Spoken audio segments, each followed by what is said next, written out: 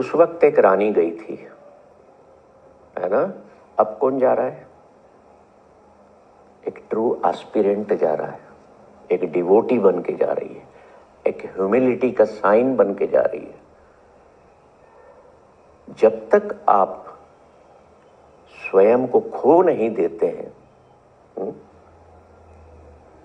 तब तक आप ईश्वर के दरबार में मान्य नहीं होते। जब तक आप ये सोच के जाते हैं ना ईश्वर के दरबार में कि मैं डॉक्टर गुरमीत सिंह नारंग आया हूं यहां, तो you are not, your body may be in the gurdwara और in the temple, but you are not accepted there. When you lose yourself, your everything else also, your labels, your society position, सब कुछ अपना खो करके जब आप जाते हैं उसके पास में, that is surrender। तब आप स्वीकार होते हैं। नहीं तो अदरवाइज क्या होता है, गुरु या ईश्वर मुंह मोड़ लेते हैं, आपकी तरफ देखते नहीं हैं। कि जब स्वयं ही तुम हो तो मेरे पास क्या लेने आए हो।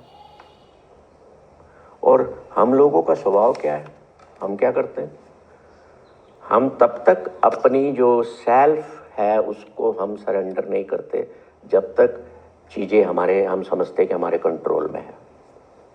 जब हमारे कंट्रोल में नहीं होती तो वी गो एंड से प्लीज सेव अस,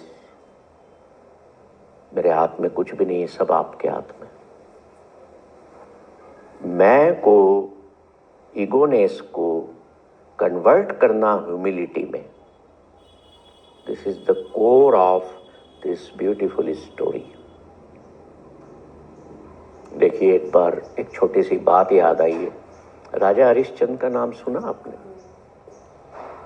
बहुत परोपकारी राजा थे, बहुत धार्मिक थे। तो जब उनको धर्मराज लेने आए, आखिरी वक्त था उनका, तो लेने आए, बोले चलो, तो उन्होंने मना कर दिया, नहीं जाऊंगा। एक शर्त रख दी कि मैं तभी जाऊंगा जब मेरे पूरे सिपाही, मेरे रथ, मेरा पूरा राज्य के लोग ये मेरे साथ जाएंगे। ऐसा हो सकता है? हो सकता है? बताओ। नहीं हो सकता, पर हुआ।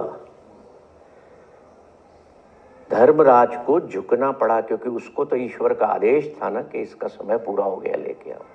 पर वो राजा इतना प्रतापी और परोपकारी था कि ईश्वर उसको ना नहीं कर पाए। अब चूंकि ईश्वर का विधान है, नियम है कि उस दरबार में जिसका समय पूरा हुआ है वो ही प्रवेश ले सकता है। पर ये तो राजा हरिश्चंद्र अपनी प्रजा और अपने सारे संसाधनों के साथ जा रहे हैं। बहुत शोर, सेना भी थी, जो बैंड वाले होते हैं, समझ लो, जो आवाज करते हैं, ढोल बजाते हैं, वो भी थे। तो ईश्वर कहते हैं, आधे रास्ते में जब ये पूरा पहुंचा उनका साम्राज्य, तो ईश्वर कहते हैं, कौन आ रहा है? इतना शोर क्यों है? यहां तो हमेशा मौन रहता है, यहां शोर क्यों है? तो हरिश्चंद्र अब अपनी, देखिए, ईगोनेस में आ जाते हैं, मैं में आ जाते हैं। कहते हैं, मैं राजा हरिश्चंद्र आ रहा हूं। हो गया काम। तो ईश्वर कहते हैं, तू जहां है वहीं रुक जा। तो ईश्वर के दरबार में नहीं पहुंच पाए, वो बीच में।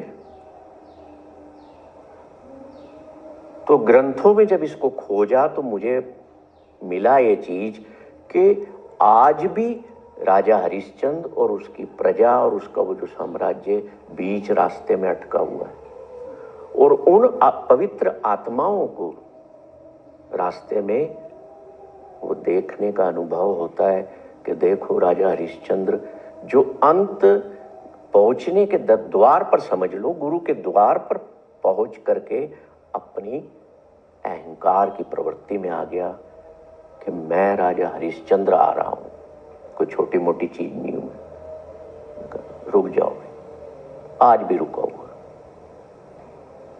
तो ईश्वर के दरबार में मैं को भूल करके